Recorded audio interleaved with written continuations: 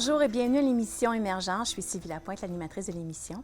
Et à cette émission, on invite des gens qui ont des histoires extraordinaires à raconter, mais c'est du monde bien ordinaire comme vous et moi. Et la preuve, c'est qu'aujourd'hui, j'ai le grand plaisir de recevoir mon petit frère, mon petit frère Sébastien Lapointe. Sébastien, tu es un enseignant et un éco-citoyen. Ça m'a surpris un petit peu parce que je pensais que je t'appellerais écologiste ou environnementaliste, mais il m'a dit non, c'est éco-citoyen. Qu'est-ce que ça veut dire pour toi, ça? Ben, je pense que c'est le devoir de chaque citoyen de faire ce qu'il peut pour améliorer le monde dans lequel on vit. Puis c'est sûr qu'au niveau de l'environnement qui est très menacé aujourd'hui, je trouve que chaque geste compte. Quelque part, on peut servir de modèle pour d'autres citoyens qui peuvent par après adopter notre façon de faire. Ça t'a-tu toujours habité, ça, ce désir d'être à l'appui de la nature ou le champion de la nature? Ben, j'ai toujours trouvé ça important de... Oui, la nature, ça a toujours été très important dans ma vie. C'est sûr qu'au niveau de mes gestes écologiques, donc dans le fond, ça s'est développé avec le temps. Oui. Oui. Tu as fait des études universitaires en histoire, si je me trompe. Mm-hmm. Puis ensuite, tu as fait un certificat en écotourisme. Oui. OK. Ça a-tu allumé quelque chose en toi? Ou c'était déjà là? Ben, c'était déjà là. Dans le fond, c'est plus pour voir si je pouvais gagner ma vie avec une passion qui était, dans le fond, le plein air, comme guide de plein air. C'est sûr que comme guide, c'est difficile de gagner sa vie, donc d'avoir une famille, une maison, tout ça. Donc, c'est sûr que là, j'ai décidé de me tourner vers l'enseignement. Oui, l'enseignement, tu as enseigné dans le nord de l'Ontario. Alors ça, c'est tout un autre géographie, c'est tout un autre environnement. Puis là, tu te retrouves à Port-Cartier. Pour les gens qui nous écoutent, on ne sait pas où c'est. C'est quoi? Bien, c'est à 7 heures de Québec, vers l'est, donc sur la côte nord, oui. C'est encore la forêt boréale, comme dans le nord de l'Ontario, sauf que c'est près de la mer. Donc, on a la mer et la forêt boréale en même temps. Tu as littéralement la mer dans la cour. Oui. Je suis allée vous visiter il y a 2 étés, puis j'ai été tellement épatée par, justement, la beauté là, presque sauvage de la nature là-bas. Oui, c'est encore... c'est ça, il y a encore beaucoup d'endroits à découvrir. Puis c'est sûr que c'est très accessible. Là. La mer est à 5 minutes de marche de la maison. On a une grande cour avec un grand jardin. Il y a différents boisés près de où on demeure. Donc c'est sûr que la nature est toujours très près. Et donc, même si tu es devenu enseignant parce que, bon, l'écotourisme n'était pas vraiment la façon idéale de gagner ta vie, cet environnement-là te permet de vivre ces 2 passions-là, essentiellement. Oui, oui. C'est sûr que... Comment tu occupes tes journées, à part d'enseigner? Bien, juste le matin, partir en marchant puis me rendre au travail. Oui, parce que c'est tout près. Ça me prend 12 minutes de marche sur le bord de la mer. Donc, des fois, on a tendance à oublier, mais des fois, quand je m'arrête puis je regarde la mer puis je regarde le ciel, la mer, donc c'est sûr que je me trouve chanceux. Je dis, ben moi, me rendre au travail, il n'y a pas de voiture, pas de trafic, c'est 12 minutes de marche. Pas de bouchon de circulation, non. OK. Et en plus de marcher, tu ne fais pas de pollution. C'est ça. Donc, c'est sûr que... Alors, la marche, ensuite, tu fais de la bicyclette? Oui. Je fais beaucoup de randonnées en forêt, sur le bord de la mer aussi. Je fais beaucoup de canot, surtout l'été. L'hiver, c'est le ski de fond. Donc, il y a une base de plein air près de chez nous, donc on va faire du ski de fond. J'essaie d'aller au moins 2-3 fois semaine, oui. Tu es une des rares personnes que je connais qui puisse fabriquer un igloo. Oui. Ben, c'est plus une hutte de neige, parce que c'est pas des blocs. C'est pas des blocs, mais dans le fond, le principe est assez simple. On fait une butte de neige, on tape avec les raquettes, puis après ça, après 2 heures, on peut creuser la hutte de neige. Là. Donc, ça fait comme un igloo, finalement. Tu as déjà fait du camping, là? Oui. Dans une hutte de neige? Oui. Oui. Puis tu as même sauté dans des trous dans la glace en plein hiver, non? Oui, oui. OK. Alors là, tu as un courage que j'ai pas. Mais on allait dans le sauna avant, donc c'est sûr OK, tu avais chaud un peu. Oui. OK. On avait très chaud avant de sauter dans l'eau. Mais avant d'aller dans ton présent, j'aimerais ça retourner un petit peu en arrière. Ton amour de la nature, tu dis qu'elle a toujours été présente. Y a-t-il des endroits qui t'ont interpellé particulièrement dans ton enfance, ton adolescence, au niveau de la nature? Bien, j'ai passé beaucoup de temps au chalet. Donc, dans le fond, on a un chalet à Notre-Dame-de-la-Salette. Donc, je passais quand même... juste passé Buckingham? Oui, donc je passais quand même beaucoup de temps là, plus jeune, toutes les fins de semaine. Puis ensuite, ma mère s'est acheté un chalet à Perkins, donc à Val-des-Monts, sur le bord d'un lac, le lac McGregor. Puis c'est sûr que je passais beaucoup de temps encore sur le bord du lac, en forêt, là. Donc, c'est ta place où tu vas te ressourcer essentiellement, en kayak, en bicyclette. Oui, je me sens toujours mieux après une balade dans la Oui. forêt, oui. Oui, je pense que c'est un petit peu comme moi, un introverti, où tu as besoin... C'est pas qu'on n'aime pas les gens, mais on a besoin d'être comme seul pour réfléchir, puis intégrer, puis analyser un petit peu notre journée pour justement refaire le plein d'énergie. Alors, ces activités-là te permettent de le faire. Oui. Puis là, on retourne à aujourd'hui. Tu es à Port-Cartier, tu es enseignant à une école secondaire, tu marches à l'école. C'est quoi un petit peu ta réalité là-bas? Bien, Port-Cartier, c'est une petite ville de 7000 habitants. Je suis enseignant depuis 14 ans dans une école secondaire où il y a à peu près 325 étudiants. C'est sûr que moi, je me suis beaucoup impliqué dans le parascolaire, donc la chorale. Il y avait dans des équipes sportives aussi, mais peut-être un peu moins, mais au niveau du comité EVB. Donc, c'est quoi le comité EVB? C'est des établissements vers Brundtland. Donc, dans le fond, il y a plusieurs écoles qui font partie de ce mouvement-là. Puis le but, c'est de mettre en valeur, faire la promotion de 4 valeurs. Dans le fond, la paix, la démocratie, l'écologie, puis aussi, dans le fond, la solidarité. C'est des valeurs un petit peu qui t'appartiennent, j'imagine. Oui, oui. C'est sûr que moi, c'est peut-être plus le côté démocratie puis écologie qui m'intéresse. Oui. Mais j'essaye quand même de toucher aux autres valeurs au courant de l'année. Et la raison pourquoi je t'ai invitée, parce que cette histoire-là m'épate, c'est qu'il y avait un boisé près de ton école, il y a quelques années, qui était menacé de disparaître. OK, explique-moi un petit peu. Raconte l'histoire. Bien, dans le fond, à Ottawa, parce que j'ai grandi à Ottawa, près de chez moi, il y avait beaucoup de boisés quand j'étais plus jeune. Donc, avec des amis, on aimait bien aller jouer dans les boisés. Puis finalement, on a vu les boisés disparaître tranquillement, presque tous. À cause des développements urbains, Oui, etc. oui. Puis, ben là, à Port-Cartier, je trouvais ça un peu dommage parce que j'avais imaginé, avant d'arriver à Port-Cartier, que puisque les jeunes vivaient très près de la nature, qui étaient quand même attachés, puis qu'il y avait quand même beaucoup de connaissances au niveau de l'environnement, au niveau de la faune, de la flore, etc. Mais c'était pas du tout le cas. Donc, même s'ils étaient très près, ils étaient... C'est comme ils prenaient pour acquis, presque. Oui, ils prenaient pour acquis, puis c'est comme si ils le voyaient pas. Souvent, quand on vient d'un endroit, on voit plus vraiment... C'est vrai, hein? Quand on est dans le quotidien puis dans la routine, on oublie de regarder les fleurs, littéralement, les arbres, on oublie d'apprécier l'environnement. On oublie de s'émerveiller de ce qu'on a tout près. Oui. Puis souvent, c'est des gens de l'extérieur qui font découvrir, ils nous font redécouvrir notre coin. Donc là, c'est ça, je trouvais ça dommage parce que là, à Port-Cartier, il y avait beaucoup de terrains vagues, de terrains vacants.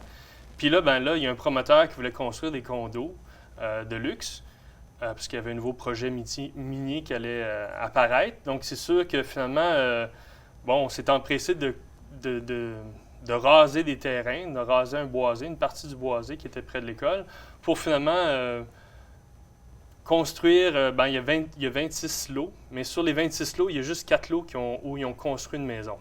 Donc, nous autres, notre argument avec mon comité, c'est de pourquoi raser un boisé, surtout celui à côté de l'école, auquel on était attaché, quand il y a beaucoup de terrains vacants, dans le fond, qui pourraient très bien servir à construire des habitations pour les nouvelles familles qui pourraient venir avec le nouveau projet minier.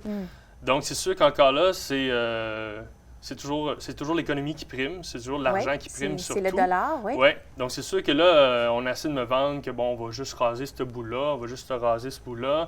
J'avais rencontré, dans le fond, le promoteur, l'architecte, tout ça, mais on n'était pas d'accord, mais au moins, on s'est parlé.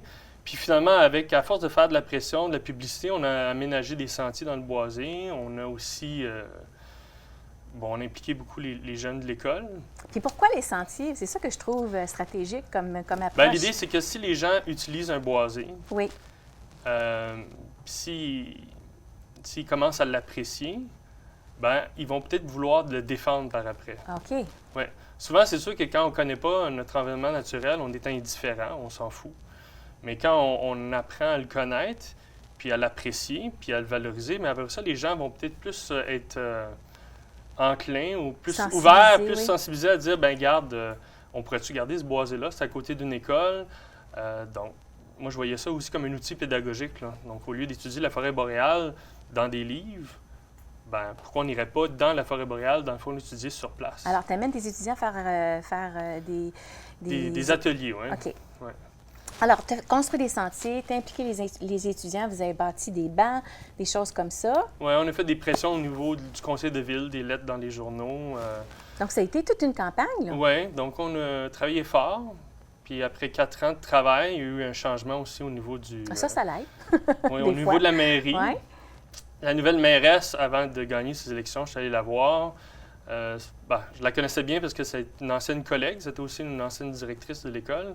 Donc, j'ai pu discuter avec elle, puis même lui présenter notre projet. Je dis, pourquoi on devrait préserver le boisé. Puis finalement, elle dit, regarde, si je gagne les élections, je m'engage à zoner conservation, à changer le zonage du boisé pour le conserver.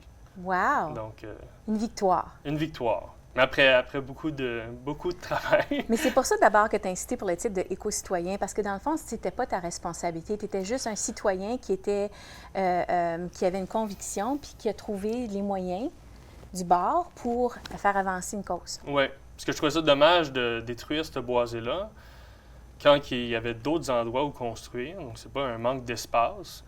Puis en plus, c'est vraiment un bel exemple d'une forêt boréale. Tu as vraiment toutes sortes de plantes qu'on retrouve peut-être ailleurs, mais à côté de l'école. Oui, tout à fait. Ouais. Quand j'ai visité, il y avait des talles de beuets partout près du boisé. Ouais. Puis j'imagine qu'il y a de la flore et de la faune qu'on peut apprécier aussi. Puis c'est sûr, quand je vais à des élèves, on cueille des plantes, on y goûte, on peut se parler des plantes. Puis là, des fois, après ça, on garde des champignons aussi, mais c'est sûr que quand on ne connaît pas, on n'y accorde aucune valeur. C'est vrai. Mais après ça, quand on retourne avec ces élèves-là ou ces enfants-là, ils vont dire « Ah, ça, c'est spécial. Là. Ça, on peut manger ça. Ça, on peut cueillir ça pour faire telle chose, etc. » Une façon d'enseigner qui a beaucoup plus de pouvoir. J'ai une fille qui est enseignante, puis moi aussi, j'enseigne. Puis c'est l'idée de, comme quand on se fait dire quelque chose, ça reste pas. Mais quand on a la chance de justement le mettre en pratique, d'en faire l'expérience, là, le message passe. Oui. Je suis allé avec... il y a un nouveau CPE qui est ouvert à côté de l'école. Puis on a aménagé un nouveau sentier qui part du CPE pour rejoindre les sentiers qu'on avait déjà aménagés. Puis on est sorti avec quelques élèves, avec des enfants de 4 ans, 2 groupes d'enfants de 4 ans, une vingtaine d'enfants, avec les éducatrices. Puis en se prenant dans le boisé, j'ai ramassé une plante, je dis, regarde, ça goûte le concombre, ça goûte la gomme. Donc finalement, j'ai juste dit ça à quelques enfants, mais après ça, ils sont transmis l'information. Puis après ça, à la fin, ils mangeaient toutes... c'est ça, des feuilles puis des bouts de plantes. Bon, peut-être que ça stressait certaines éducatrices, ils vont manger n'importe quoi, puis ça, bon. Mais c'est sûr que l'idée, c'est qu'ils apprennent vite, là. Oui. Il suffit que tu ramasses la plante. Qu'on les expose. C'est ça, puis tu dis, goûte à ça, puis ils retiennent après. Ils vont retrouver cette plante-là, ils vont savoir qu'ils vont pouvoir la manger. Et déjà là, tu as eu un impact sur ces jeunes-là. Écoute, on se prépare pour la pause, mais en parlant de sentiers, on a parlé des sentiers dans ton boisé, mais là, vous prenez un grand sentier, toi et ta famille, vous en allez en voyage en Europe. Alors, on revient après la pause avec la famille de Sébastien, Marie-Claude Reed et leurs 2 enfants, Anouk et Simon. Attends.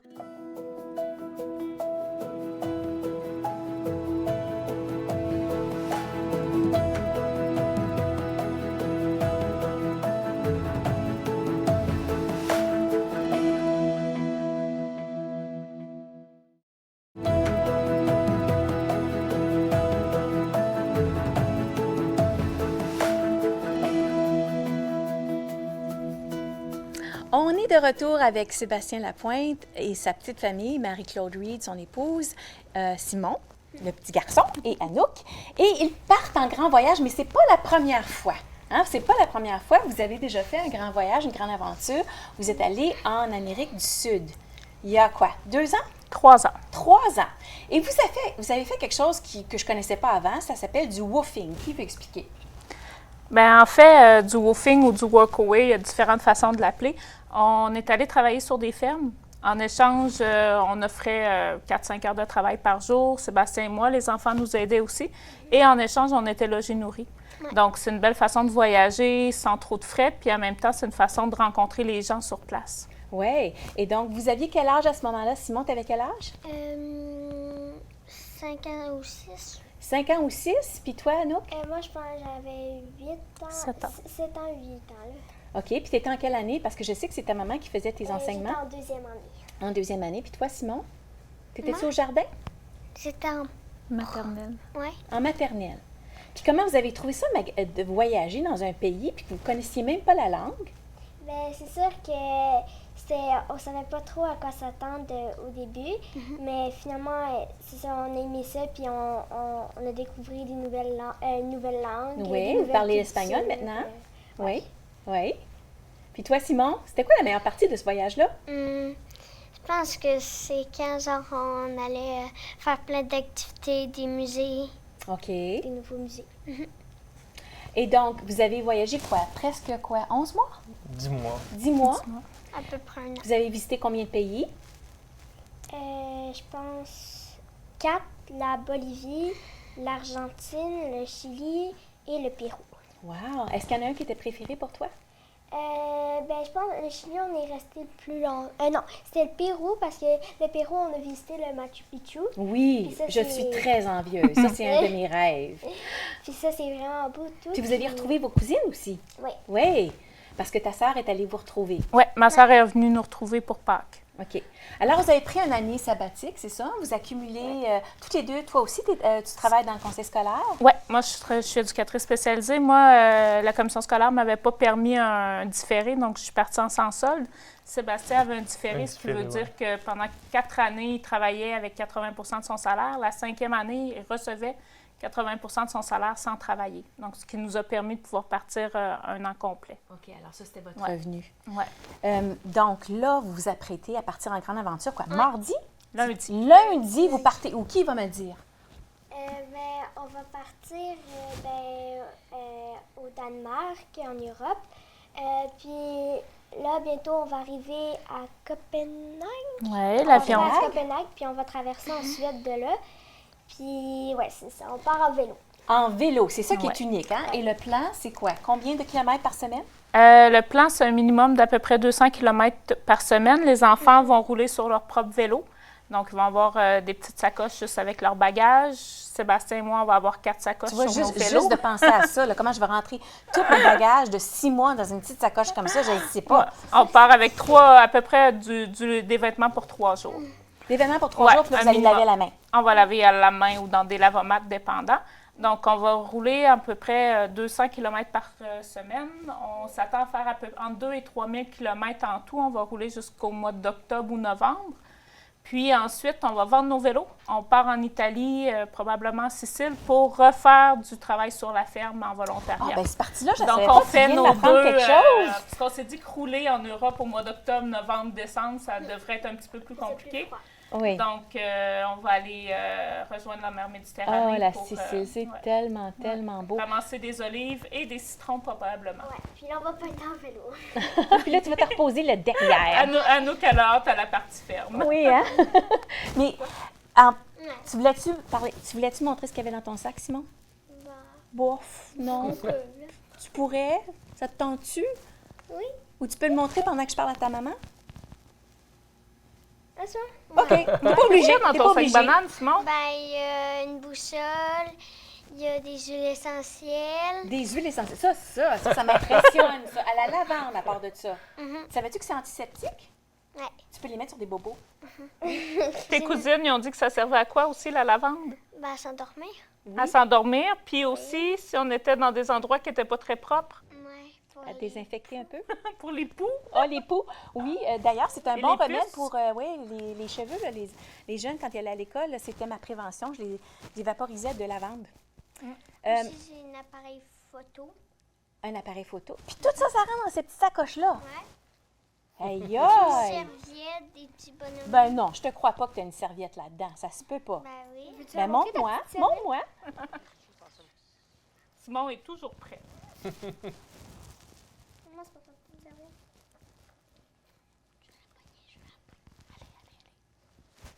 Ah, tout petit comme ça. Ouais, mais moi, tu me déroules là. C'est quand même drôle.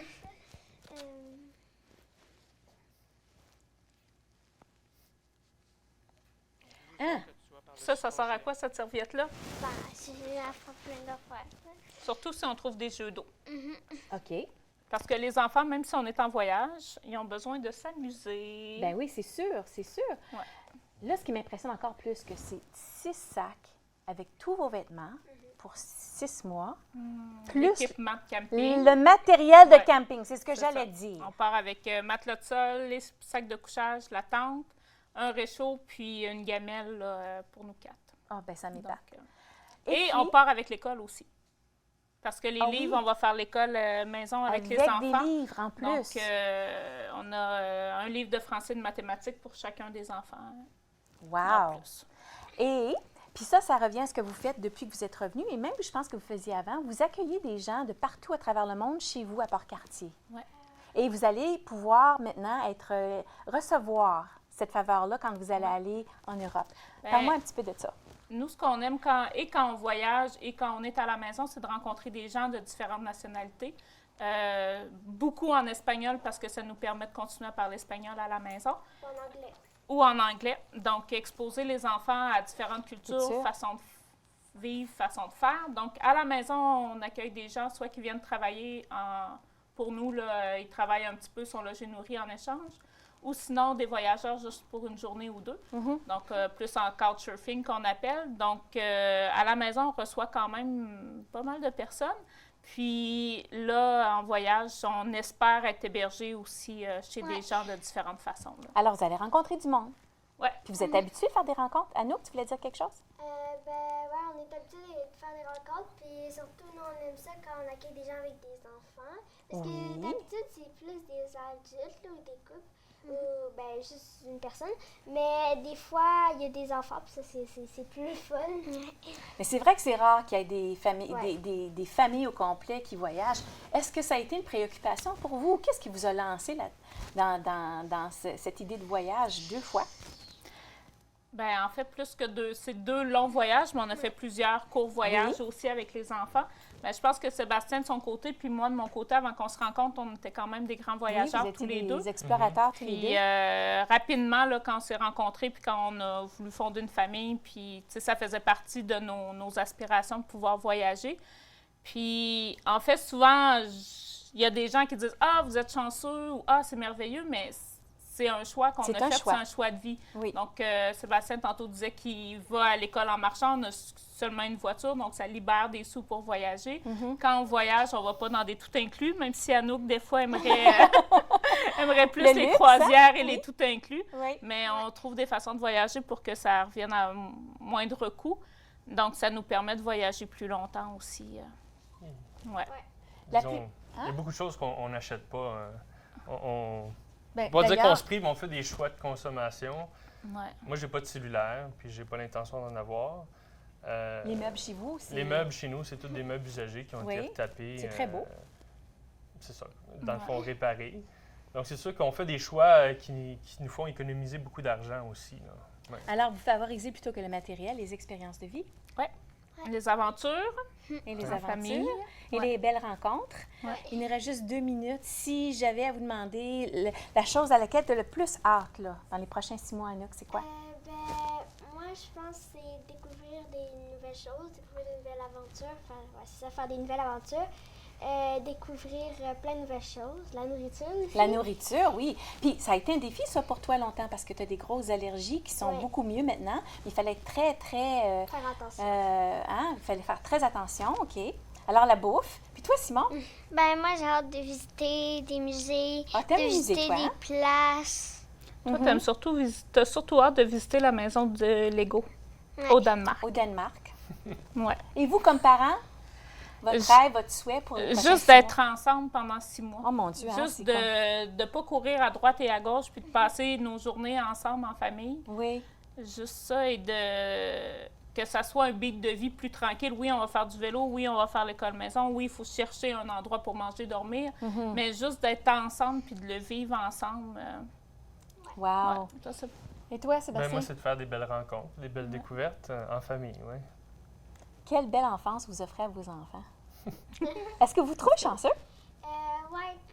Quand même, là, mais aussi des fois c'est difficile aussi de quitter nos amis pendant des Ben oui, c'est dur, hein? C'est dur.